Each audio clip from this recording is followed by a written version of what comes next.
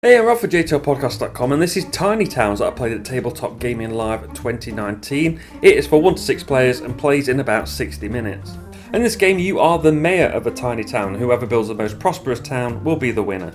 And this is done by pattern building, so you're going to be getting cubes and putting them into your tiny town, your 4x4 grid, and you have buildings that have different colour patterns on them, and once you put the cubes out to match the pattern of the building on the card, you get to trade those cubes in for the building itself and then its associated ability.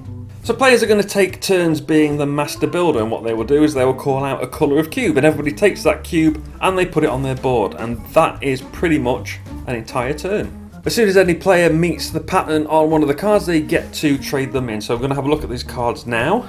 There is the cottage, which will give you 3 points for each cottage you have if they're fed, and we'll get to feeding in a second. The chapel gives you 1 point for each fed cottage as well.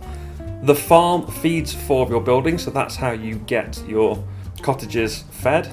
The tavern is a bit of a set collection thing, so the more taverns you have, the more points you're going to get for them. If you've got 1 tavern, it's worth 2 points. If you've got 5, they're worth 20. The well gives you a point for each adjacent cottage. The theatre gives you 1 point for each other building type in the same row and column as the theatre. And the factory is the biggest one of all. You need 5 cubes to build that. And when you build the factory, you put a cube on top of it, and if any other player calls out that colour cube, you can choose any colour cube. And the players also have their own unique special building. I had the Cathedral of Katarina, and when I built it, it was worth 2 points. And empty squares in my town were worth 0 instead of -1. So when it comes to the end of the game, you're going to not only count the points for the buildings, but you also get to remove any cubes from your board, and you get -1 point for any empty space. Most points wins. This was a very nice game. Now, when they told me the rules, I thought this was very simple and very silly, very light. But as I got playing it, I realised that space was very, very short. Once you put a few cubes on your board, you're already starting to run out of room to build a pattern, to build a correct pattern in order to put a building into play.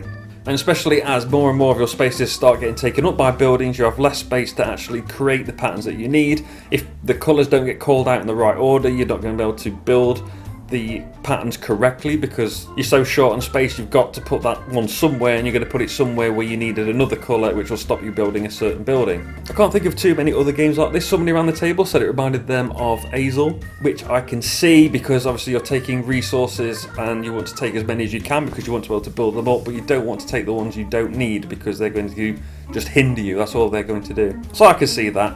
There's a lot of replayability. The buildings we had in our game, they are alternate versions of each of the buildings, so you can swap them up and play with different sets. So you can have a different type of cottage, different type of farm, etc.